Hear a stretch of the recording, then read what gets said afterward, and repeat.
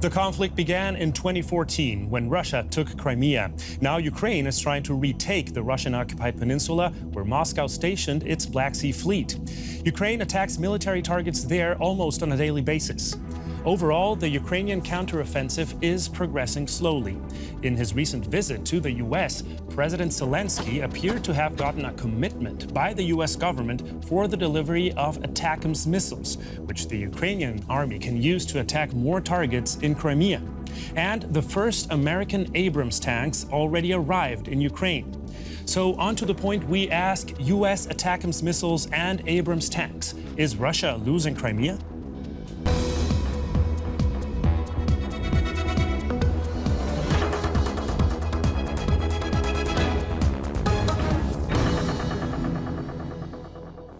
Welcome to this week's To The Point. I'm Javier Arguedas. It's good to have you with us, and I'm joined by this week's guests.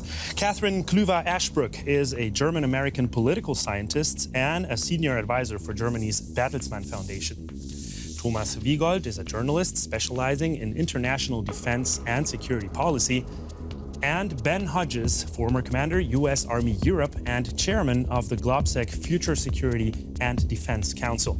To all of you, welcome. Thank you very much for being with us. And Thomas, I'd like to start with you because we're constantly trying to assess the state of this war. Crimea seems to be an increasingly frequent target for the Ukrainian military, and they now seem to have hit the Russian Black Sea Fleet severely. How significant is that? That's pretty significant. It shows the ability of the Ukrainians to hit targets in Crimea, especially the headquarters of the Russian fleet there. And so Ukraine makes clear it's willing and able to hit target there and going forward achieve military progress with the help of Western weapons. Is this new, or is this something that has been possible before? It has been possible before, but the scale is becoming different. Obviously, it's not really confirmed. They used British Storm Shadow cruise missiles to hit this headquarters. This means those long-range weapons from the West will make a difference. Cathryn, Ukraine claims to have killed Russia's Black Sea Fleet commander. How credible are these reports, and does it make a difference moving forward in this war, do you think? Do you have a crystal ball? I think it's been really difficult. I think even for journalists, on the ground to confirm what the reality is. I mean, we're in the middle of an information war. All the same, the Russians have posted not one but now two videos of this admiral, sort of seemingly alive and well. Who knows when these are dated, et cetera, et cetera. If in fact the attack, we're talking about injured personnel, and if this admiral in fact was killed, it would be a huge hit on Russian morale. And of course, that's why you see the information war ramp up the way it has on the Russian side. And it also has tactical and sort of strategic implications as well. It would demand a reordering of some of the command structure out of Sevastopol. It would be a very significant hit. Can we confirm this independently at this moment in time? No, we cannot. It is always very, very difficult. Now, Ben, Ukraine is trying to sell the idea very clearly that the counteroffensive is going well, but we've also seen significant Russian attacks, especially on the port city of Odessa. How are things looking for the Russian army from your perspective? I would hate to be a Russian private sitting in a trench right now, knowing that I have a terrible logistic system behind me, and commanders don't care about me. And looking at Ukraine every week increasing in its capability with 54 nations supporting it. The attacks that you're describing that have happened against Crimea are part of this counteroffensive. The counteroffensive is so much more than just the ground assault, what's happening with the trenches and the minefields. That's an important part, but it's only a part. The Ukrainian General Staff is conducting what NATO calls and what the U.S. calls multi-domain operations, where you integrate the effects of land, sea, air, cyber, information, special forces. So this hit on the headquarters was not just a coincidence. This is the result of intelligence, sabotage, commando raids, destroying radar, the hit on the dry dock in Sevastopol, which is a very important hit because it destroyed maintenance capability as well as a submarine and a ship, and then the headquarters. And Cathryn is exactly right. It's not so much the loss of a commander, whether or not the admiral's killed, he can be replaced. Much more difficult to replace 30 staff officers. I mean, that is a real hit on the ability of the Black Sea Fleet. So finally, this is about making Crimea untenable for Russian forces. The Air Force, the Navy, logistics, make it untenable as a necessary step to liberating Crimea. However, that might come at a very high human cost. If we believe the Russian side, I'm just going to confront you with this. The Russian defense minister said that only in September, the Ukrainian army had 17,000 casualties. What do you make of these types of statements? Well, first of all, the Kremlin would be the last source I would use for any information. But there's no doubt Ukraine is suffering casualties. Of course they are. But imagine the human cost if Russia wins. I mean, the Ukrainians know they are fighting for their survival as a nation, as a state, and they literally are trying to protect their families. So the number you just cited, that's about the number of Ukrainian children who have been deported out of Ukraine into Russia. So I think Ukrainians are not going to stop. They definitely say so, and some experts agree they need to because this war will probably be here to stay, and that resistance and a constant supply of ammunition are decisive. That's why the Ukrainian president traveled to North America to seek wider support for his defense. But things weren't as easy as last time. Don't be fooled by the hugs and smiling faces. Volodymyr Zelensky was hard at work during his trip to North America, gathering military and political support from the global community. He gave a passionate speech at the UN, followed by a frustrating encounter with the Security Council. From there, he traveled to Washington, D.C., where he was welcomed at the White House, and then made a quick stop to Canada. Today, Defense Minister Umerov delivered an important report. The first American-made Abrams tanks are already in Ukraine. We are preparing them to reinforce our actions against the occupiers, and it will be a significant reinforcement. We are also working to get all the other weapon capabilities we need. This statement could be alluding to further weapon deliveries from the United States, which is apparently prepared to deliver ATACMS. These missiles are capable of flying up to 300 kilometers. Would this weapon system be a game changer in the war against Russia? And Cathryn, watching that, what do you make of Zelensky's trip and his ability to gather more support, more money, more weapons, and more sanctions? Well, I was in Washington at the same time as the Ukrainian president, and I can say that it was a decidedly mixed resonance out of this, because in as much as he talked to Republican lawmakers on the Hill, quite aside from the congressional speech, we see now that Ukraine is becoming a political play ball, not just ahead of the 2024 elections and the second Republican debate we had in the last couple of hours, but as a matter of course in the actual debate on whether we can keep the American government open and functioning. Kevin McCarthy, the leader of the House Republicans, is pinning his own political fortune on whether or not the $25 billion aid or $24 billion aid package is going to be in what Senate and Congress, Senate and House actually sit down to negotiate on whether to keep the U.S. government open. And I think that sends a very dangerous signal that should put all the rest of the Western alliance on alert that these issues around consistent American support won't just come to haunt us come the election in 24, but could become a very volatile moment in the contiguousy of the Western alliance far earlier. And that not everything, of course, can be decided in the White House. How significant would it be if there is let's not say no support, but less support for the Ukrainian army coming from the U.S.? Well, the Ukrainians are dependent on Western supplies. That relates to ammunition for artillery, but it also relates to new weapon systems. We've seen the ATACMS, but the problem is, I'm not sure whether General Ben has an idea which version will be delivered. There's talk about the 300-kilometer range of the ATACMS in the usual version, but there's also talk of the cluster munition version, which has much less reach.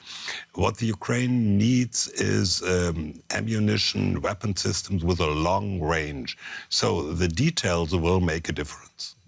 I'm going to toss that question specifically to Ben. Ben, just to start with the two weapon systems that we've talked about so far. I'm from Costa Rica, a country with no army. Could you explain to viewers who are maybe not acquainted with weapon systems, what difference does it make for Ukraine to have, say, Abrams tanks? Well, the Abrams tank itself, it's the best tank in the world. The German Leopard is exceptional. The British Challenger. These are very good systems, but what matters most are the people inside the tank and then how these tanks are actually employed.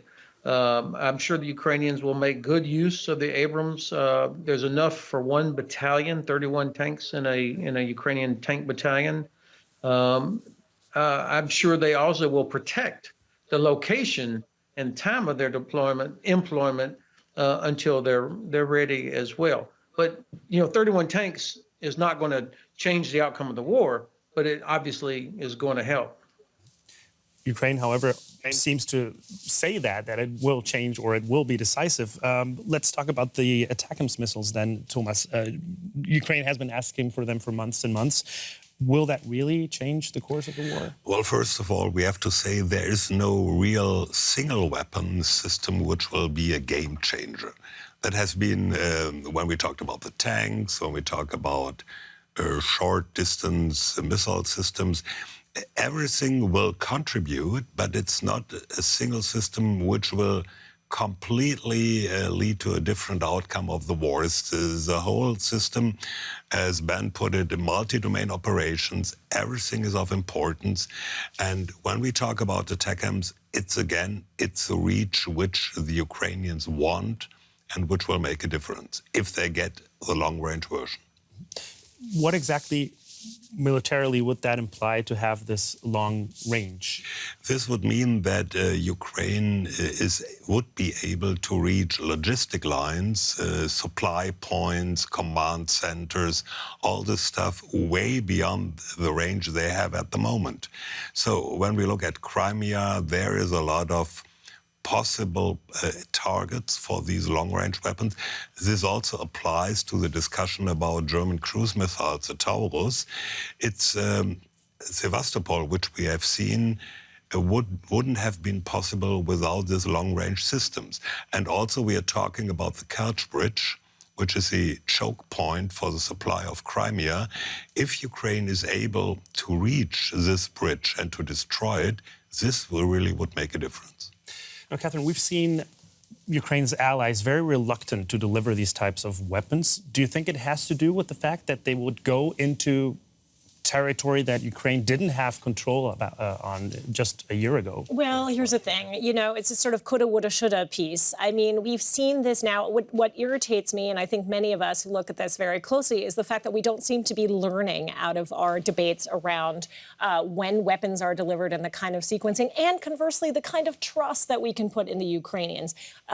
Thomas mentioned the cluster munitions. The Americans didn't deliver cluster munitions quite independently of ATACMS delivery system, but until they had written guarantees by the Ukrainians, and the Ukrainians are using that kind of munition system very effectively.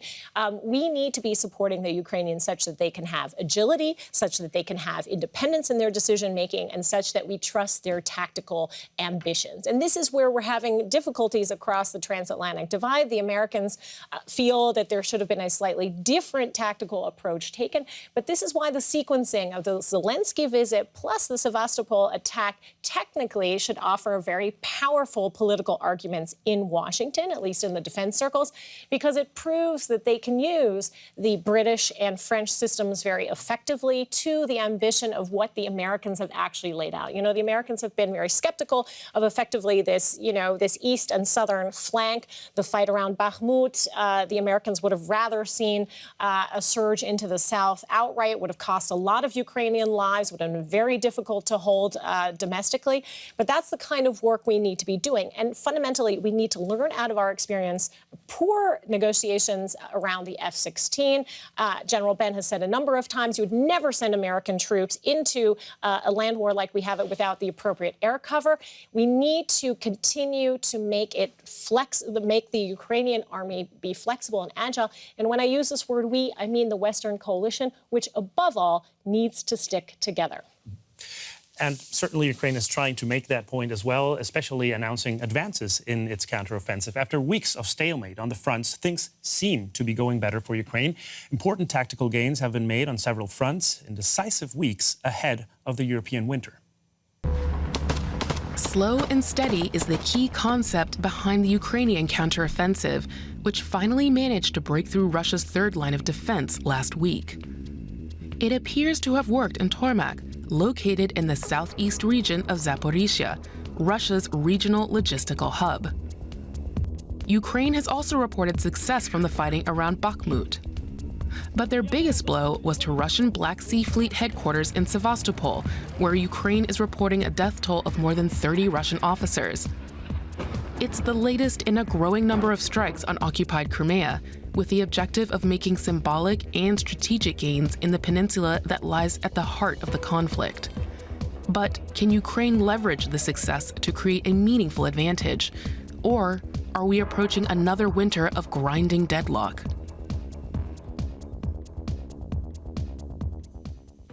And I'm going to toss that question to Ben. Do you recognize, speaking specifically about the front lines in the south, do you recognize a strategy by the Ukrainian military, or are they just taking whatever is possible?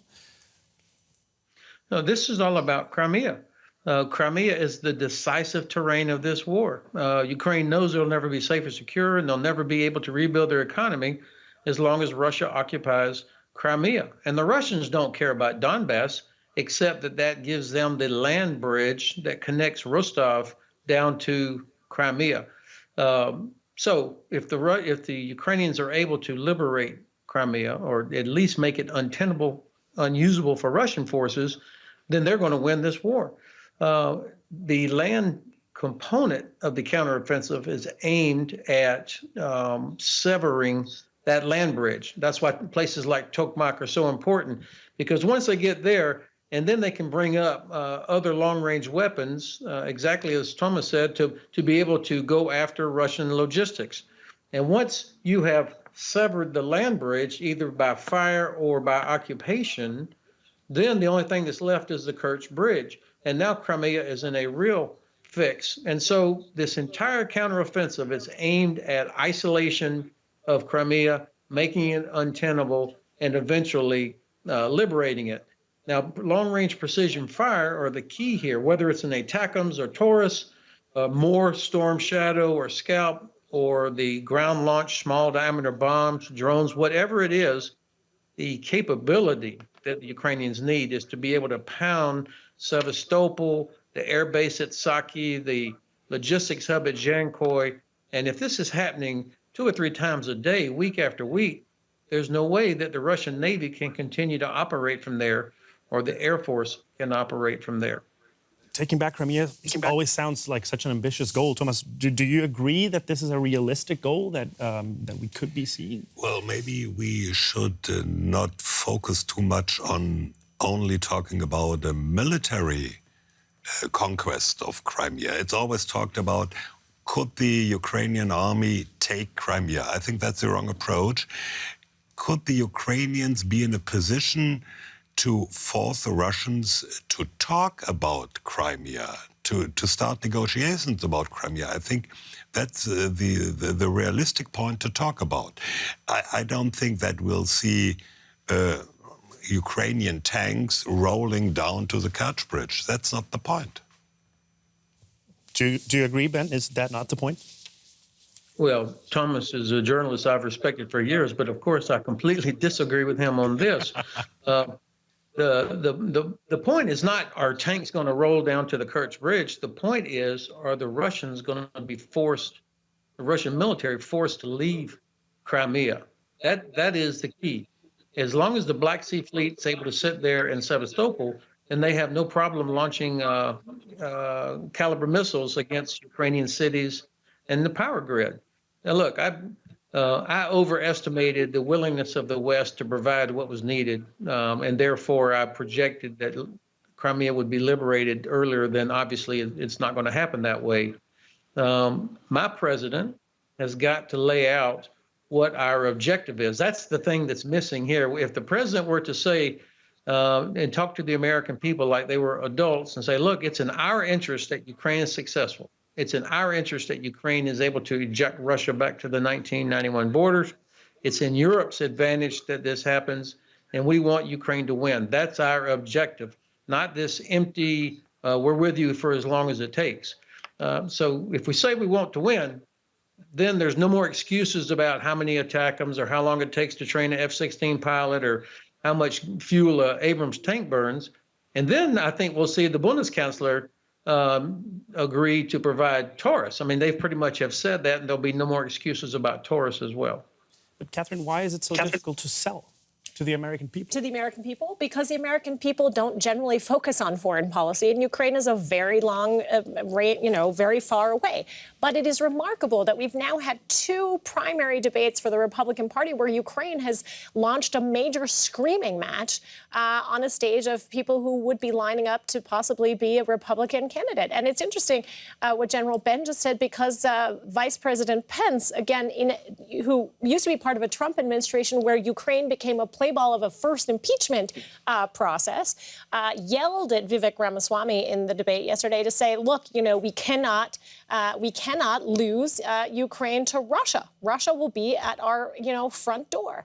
But what is happening now is that the entire Ukraine question is being manipulated politically, particularly in the Republican Party. And exactly as General Ben said, one would wish then that in the course of a fraught election year, which will be a difficult moment also in terms of geopolitics, we have a president that makes these goals exceptionally clear, holds a Senate together, and that we're no longer using the Ukraine question as a political and financial play ball, which is currently what's happening in domestic politics, and that it's not sidelined and attached to a China question as if the kind of weapon systems we're currently deploying. And again, let's underscore that this is an extremely cheap war for the United States. Defending American liberty in Ukraine is unbelievably cheap. It's the most efficient and cheap war that the United States has fought in modern times, or has been engaged with in modern times.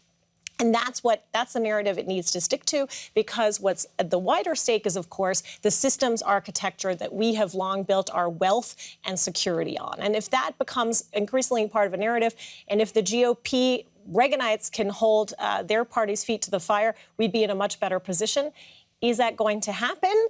I don't know. It's an extremely volatile situation politically in the United States. You were mentioning the crystal ball before. We will have a little bit of time to take a brief look into the future. Thomas, there's a lot of talk about the urgency of this counteroffensive to be successful, whatever that means, by the time the winter starts in Europe. Do you think that's going to happen? Well, we have to see when winter comes, and before that we have a mud period, which makes any movement on the battlefield extremely difficult. But as General Ben pointed out in the beginning, we're talking about a multi-dimensional offensive. We are focusing too much on little territorial gains. So everybody looks at how many villages have been taken or retaken or whatever. That's not the point. The point is, what's the overall picture? What's the logistic lines? What's the headquarters? What's the communications? What's the movement of the Black Sea Fleet and all these things? And I think on the front line, on the different front lines and in certain villages, yes, this will be a problem, but the overall offensive will go on. General Ben, do you agree on that? Do you think Ukraine is not really running out of time, as so many people say? I do agree with Thomas on this. Look, this is the year 2023.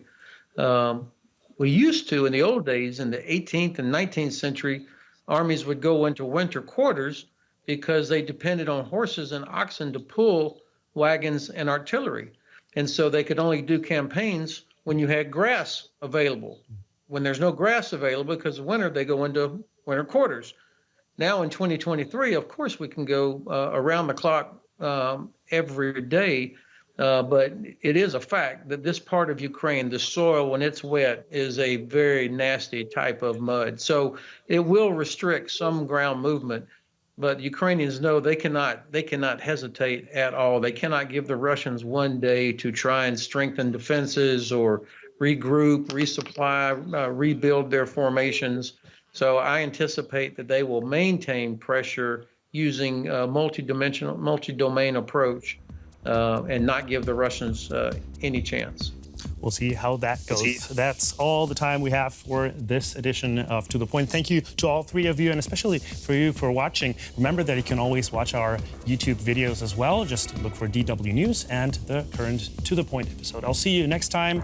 Thank you. Goodbye.